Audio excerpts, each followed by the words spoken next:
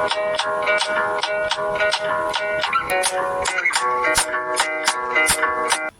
Viewers, welcome back to our channel maths zone with PP.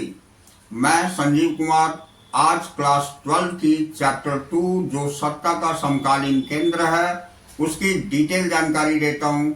उससे related सारी points और important topics question के साथ मैं बताऊंगा। तो आइए स्टार्ट होते हैं अब।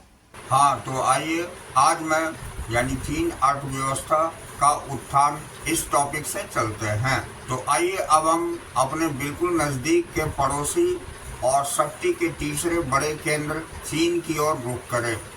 आर्थिक शक्ति के रूप में चीन के उदय को पूरे विश्व में जिस तरह देखा जा रहा है उसे अगले पन्ने पर अंकित कार्टून एकदम ठीक ठाक बता रहा है। 1978 के बाद से जारी चीन की आर्थिक सफलता को एक महाशक्ति के रूप में इसके उभरने के साथ जोड़कर देखा जाता है। अब ये आर्थिक सुधारों की शुरुआत करने के बाद से चीन सबसे ज्यादा तेजी से आर्थिक वृद्धि कर रहा है और माना जाता है कि इस रफ्तार से चलते हुए 2040 तक वह दुनिया की सबसे बड़ी आर्थिक शक्ति यानी अमेरिका से भी आगे निकल जाएगा। आर्थिक स्तर पर अपने पड़ोसी मुल्कों से जुड़ाव के चलते चीन पूर्व एशिया के विकास का इंजन जैसा बना हुआ है और इस कारण क्षेत्रीय मामलों में इसका प्रभाव बहुत बढ़ गया और इसकी विशाल आबादी, बड़ा भूभाग, संसाधन ये आर्थिक स्तरों पर अपने पड़ोसी मुल्कों से जुड़ाव के चलते चीन और पूर्व के विकास का इंजन जैसा बना हुआ है और इस कारण क्षेत्रीय मामलों में उसका प्रभाव बहुत बढ़ गया है। इसकी विशाल आबादी, बड़ा भूभाग, संसाधन, क्षेत्रीय अवस्थिति और राजनीतिक प्रभाव इस तेज आर्थिक वृद्धि के साथ मिलकर चीन के प्रभाव को कई गुना बढ़ा देते हैं। अब 1949 में माओ के नेतृत्व में हुई साम्यवादी क्रांति के बाद चीनी जनवादी गणराज्य की स्थापना के समय यहाँ की आर्थिक सोवियत मॉडल पर आधारित थी। आर्थिक रूप से पिछड़े साम्यवादी चीन ने पूंजीवादी दुनिया से अपने रिश्ते तोड़ लिए। ऐसे में इसके पास अपने ही संसाधन से गुजारा करने के अलावा कोई चारा न था। थोड़े समय तक इसे सोवियत मदद और सलाह भी मिली थी। इसने विकास का मॉडल अपनाया। उसने खेती से पूंजी निकालकर सरकारी नियंत्रण में बड़े उद्योग खड़े करने पर जोर था। चूंकि इसके पास विदेशी बाजारों से तकनीकी और सामानों के खरीद के लिए विदेशी मुद्रा की कमी थी, इसलिए चीन ने आयातित सामानों को धीरे धीरे घरेलू स्तर पर ही तैयार करना शुरू किया। इस मॉडल में चीन ने अभूतपूर्व स्तर पर औद्योगिक अर्थव्यवस्था खड़ा करने का आधार बनाने के लिए सारे संसाधन का इस्तेमाल किया। सभी नागरिकों को रोजगार और सामाजिक कल्याण योजनाओं का लाभ देने के दायरे में लाया गया और अपने नागरिकों को शिक्षित करने और उन्हें स्वास्थ्य सुविधाएं उपलब्ध कराने के मामले में चीन सबसे विकसित देशों से भी आगे निकल गया। अर्थव्यवस्था का विकास भी 5 से 6% की दर से हुआ, लेकिन जनसंख्या में 2-3% की वार्षिक वृद्धि इस वृद्धि दर पर पानी फेर रही थी और बढ़ती आबादी विकास के लाभ से वंचित रह जाती थी। तो खेती की पैदावार उद्योग की पूरी जरूरत लायक अधिशेष नहीं दे पाती थी। अध्याय 2 में हम सोवियत संघ की राज्य नियंत्रण आर्थिकी के संकट की चर्चा कर चुके हैं। ऐसे ही संकट का सामना चीन को भी करना पड़ा। इसका औद्योगिक उत्पादन पर्याप्त तेजी से नहीं बढ़ रहा था, विदेशी व्यापार न के बराबर था और प्रति व्यक्ति आय बहुत कम थी। चीनी नेतृत्व ने 1970 के दशक में कुछ बड़े नीतिगत निर्णय लिए। चीन ने 1972 में अमेरिका से संबंध बनाकर अपने राजनीतिक और आर्थिक एकांतवास को खत्म किया। 1973 में प्रधानमंत्री चाओ एन लाई ने कृषि, उद्योग, सेना और विज्ञान प्रौद्योगिकी के क्षेत्र में आधुनिकीकरण के 4 प्रस्ताव रखे। 1978 में तत्कालीन नेता डेंग सियाओपिंग ने चीन में आर्थिक सुधारों और खुले द्वार की नीति की घोषणा की। अब नीति यह हो गई कि विदेश पूंजी और प्रौद्योगिकी के निवेश से उच्चतर उत्पादकता को प्राप्त किया जाए। बाजार मूलक अर्थव्यवस्था को अपनाने के लिए चीन ने अपना तरीका आजमाया। चीन ने शॉक थेरेपी पर अमल करने के बजाय अपनी अर्थव्यवस्था को चरणबद्ध ढंग से खोला। 1982 में खेती का निजीकरण किया गया और उसके बाद 1998 में औद्योगिक का व्यापार संबंधी अवरोधों को सिर्फ विशेष आर्थिक क्षेत्रों के लिए हटाया गया है, जहां विदेशी निवेश अपने उद्यम लगा सकते हैं। नई आर्थिक नीतियों के कारण चीन की अर्थव्यवस्था को अपनी जड़ता से उबरने में मदद मिली। कृषि के निजीकरण के कारण कृषि उत्पादों तथा ग्रामीण आय में उल्लेखनीय बढ़ोतरी हुई। ग्रामीण अर्थव्यवस्था में निजी बचत का परिमाण बढ़ा और इससे ग्रामीण उद्योग की तादाद बड़ी तेजी से बढ़ी। उद्योग और कृषि दोनों ही क्षेत्र में चीन की अर्थव्यवस्था की वृद्धि दर तेज रही। व्यापार के नए कानून तथा विशेष आर्थिक क्षेत्र स्पेशल इकोनॉमिक जोन (SEZ) के निर्माण से विदेश व्यापार में उल्लेखनीय वृद्धि हुई। चीन पूरे विश्व में प्रत्यक्ष विदेशी निवेश के लिए सबसे आकर्षक देश बनकर उभरा। चीन के पास विदेशी मुद्रा का अब विशाल भंडार है और इसके दम पर चीन दूसरे देशों में निवेश कर रहा है। चीन 2001 में विश्व व्यापार संगठन में शामिल हो गया। इस तरह दूसरे देशों के लिए अपनी अर्थव्यवस्था खोलने की दिशा में चीन ने एक कदम और बढ़ाया। अब चीन की योजना विश्व आर्थिकी से अपने जुड़ाव को और गहरा करके भविष्य की विश्व व्यवस्था को एक मनचाहा रूप देने की है। अब चीन की आर्थिकी में नाटकीय सुधार हुआ है, लेकिन वहाँ हर किसी को सुधारों का लाभ नहीं मिला है। चीन में बेरोजगारी बढ़ी है और 10 लाख करोड़ लोग रोजगार की तलाश में हैं। वहाँ महिलाओं के रोजगार और काम करने की हालात उतने ही खराब हैं जितने यूरोप में 18वीं और 19वीं शताब्दी में थी। इसके अलावा पर्यावरण के नुकसान और भ्रष्टाचार के बढ़ने जैसे परिणाम भी सामने आए। गांव और शहर के तथा तटीय और मुख्य भूमि पर रहने वाले लोगों के बीच आर्थिक फासला बढ़ता जा रहा है। हालांकि क्षेत्रीय और वैश्विक स्तर पर चीन एक ऐसी जबरदस्त आर्थिक शक्ति बनकर उभरा है कि सभी उसका लोहा मानने लगे हैं। चीन की अर्थव्यवस्था का बाहरी दुनिया से जुड़ाव और पारस्परिक निर्भरता ने अब यह स्थिति बना दी है कि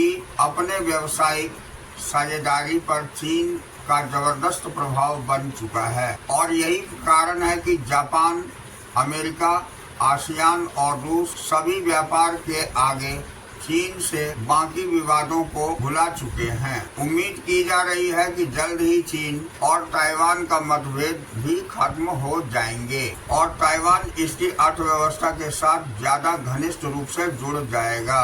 1977 के वित्तीय संकट के बाद आसियान देशों की अर्थव्यवस्था को टिकाए रखने में चीन के आर्थिक उभार ने काफी मदद की है। लातिनी अमेरिका और अफ्रीका में निवेश और मदद की इसी नीतियां बताते हैं और विकासशील देशों के मामले में चीन एक नई विश्व शक्ति के रूप में उभरता जा रहा है। अब हम नेक्स्ट टॉपिक चीन के साथ भारत के संबंध ये टॉपिक देखते हैं जो बहुत ही महत्वपूर्ण है, यानी इम्पोर्टेंट टॉपिक है। इससे बहुत सारे क्वेश्चंस पूछे जाते हैं कि भारत का चीन के साथ संबंध क्या है, तो आइए इसके बारे में चर्चा करते हैं। तो पश्चिमी साम्राज्यवाद के उदय से पहले भारत और चीन एशिया की महाशक्ति थे। चीन का अपने आसपास के इलाकों पर भी काफी प्रभाव था और आसपास के छोटे देश इसके प्रभुत्व को मानकर और कुछ नजराना देकर चैन से रहकर चीन राजवंशों के लंबे शासन में मंगोलिया, कोरिया, हिंद चीन के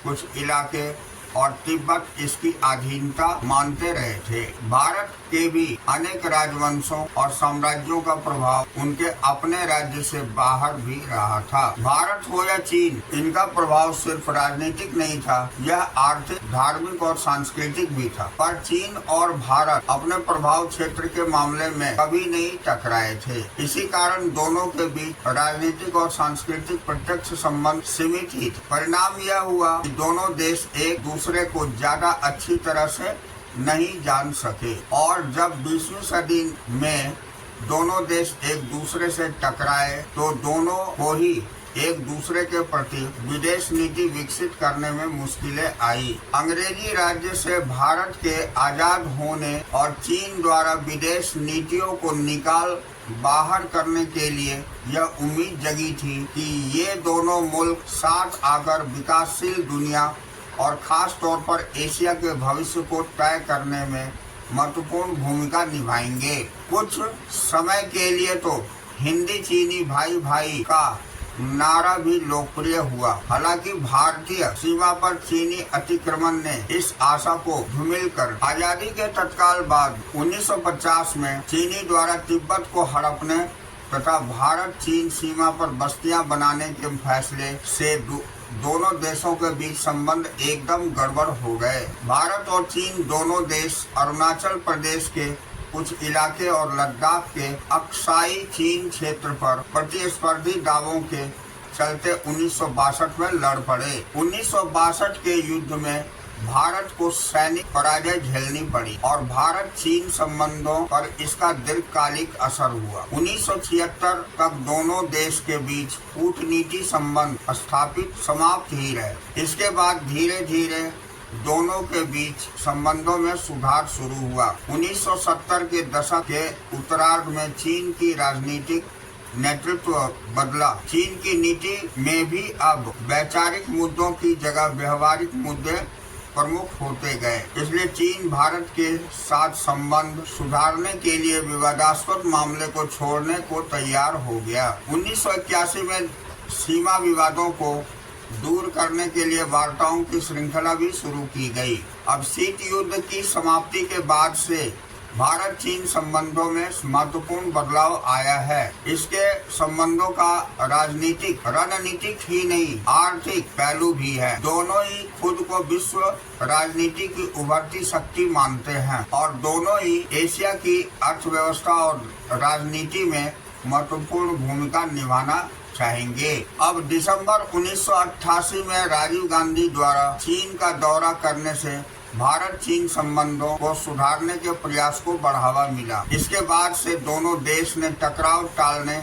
और सीमा पर शांति और यथास्थिति बनाए रखने के उपाय की शुरुआत की है। दोनों देशों ने सांस्कृतिक आदान प्रदान, विज्ञान और तकनीक के क्षेत्र में परस्पर सहयोग और व्यापार के लिए सीमा पर 4 पोस्ट खोलने के समझौते भी किए हैं। 1999 से भारत और चीन के बीच व्यापार 30% सालाना की दर से बढ़ रहा है। इससे चीन के साथ संबंधों से नई गर्मजोशी आई है। चीन और भारत के बीच 1992 में 33 करोड़ 80 लाख डॉलर का द्विपक्षीय व्यापार हुआ था, जो 2017 में बढ़कर 84 अरब डॉलर का हो चुका है। हाल में दोनों देश ऐसे मसलों पर भी सहयोग करने के लिए राजी हुए हैं जिनमें दोनों के बीच विभेद पैदा हो सकते थे, जैसे विदेश में ऊर्जा सौदा हासिल करने का मसला। वैश्विक धरातल पर भारत और चीन ने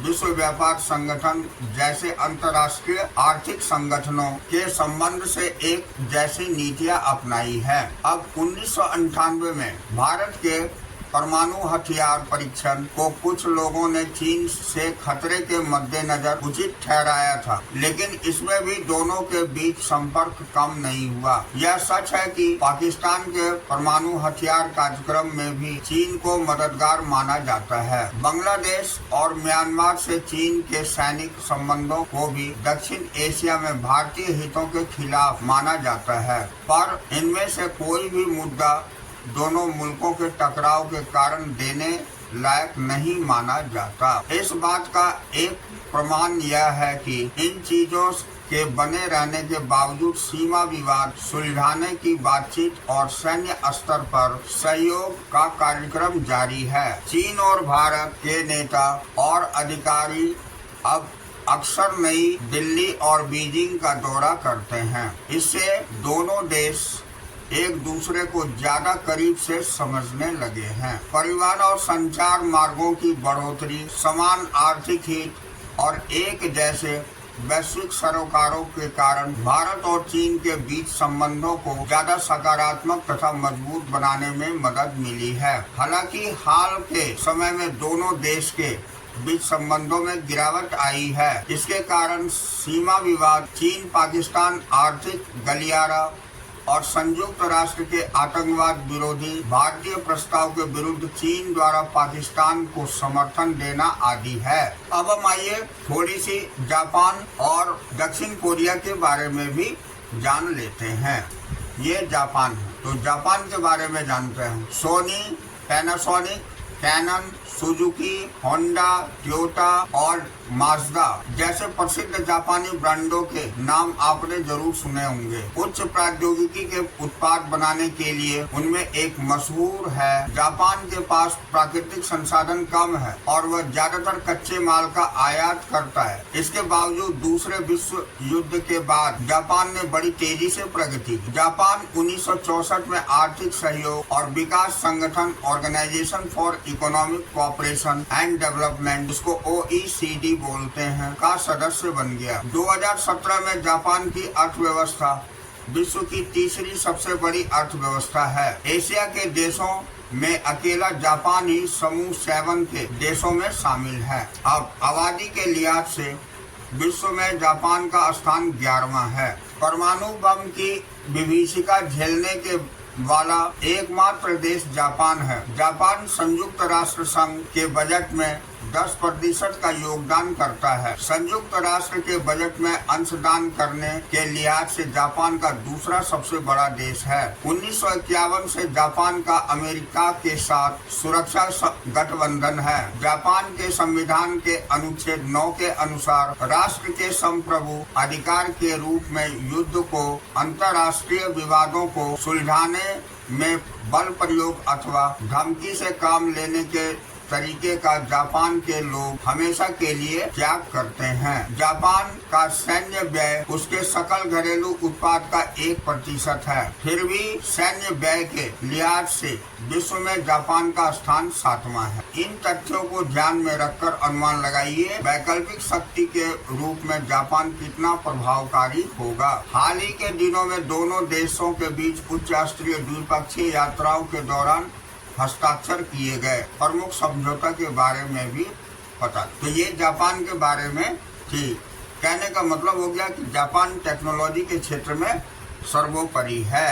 अब हम दक्षिण कोरिया देखते हैं। तो दक्षिण कोरिया हमारे एशियाई देश के अंतर्गत जो आते हैं उसकी जानकारी। तो कोरियाई प्रायद्वीप को द्वितीय विश्व युद्ध के अंत में दक्षिण कोरिया, रिपब्लिक ऑफ कोरिया और उत्तरी Korea, democratic people's republic of Korea में 38वें समानांतर के साथ साथ विभाजित किया गया था। 1950-53 के दौरान कोरियाई युद्ध और शीत युद्ध काल की गतिशीलता ने दोनों देशों के बीच प्रतिद्वंदिता को तेज कर दिया। अंततः 17 सितंबर 1991 को दोनों कोरिया संयुक्त राष्ट्र के सदस्य बने। इसी बीच दक्षिण कोरिया एशिया में सत्ता के केंद्र के रूप में उभरा। 1960 के दशक से 1980 के दशक के बीच इसका आर्थिक शक्ति के रूप में तेजी से विकास हुआ, जिसे हान नदी का चमत्कार कहा जाता है। अपने सर्वांगीण विकास को सांकेतिक करते हुए दक्षिण कोरिया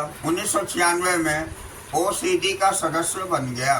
2017 में इसकी अर्थव्यवस्था दुनिया में 11वें सबसे बड़ी अर्थव्यवस्था है और सैन्य खर्च में इसका 10वां स्थान है। मानव विकास रिपोर्ट 2016 के अनुसार दक्षिण कोरिया का HDI रैंक 18 है। इसके उच्च मानव विकास के लिए जिम्मेदार प्रमुख कारकों में सफल भूमि सुधार, ग्रामीण विकास, व्यापक मानव संसाधन विकास, तीव्र न्याय संगत आर्थिक वृद्धि शामिल है। अन्य कारकों में निर्यात उन्मुखीकरण, मजबूत पुनर्वितरण नीतियां, सार्वजनिक अवसंरचना विकास, प्रभावी संस्थाएं और शासन है। सैमसंग, एलजी और ह्युंडई जैसे दक्षिण कोरिया ब्रांड भारत में प्रसिद्ध हो गए हैं। भारत और दक्षिण कोरिया के बीच कई समझौते उनके बढ़ते वाणिज्यिक और सांस्कृतिक संबंधों को दर्शाते हैं। हाल के दिनों में हस्ताक्षर किए गए प्रमुख समझौते के बारे में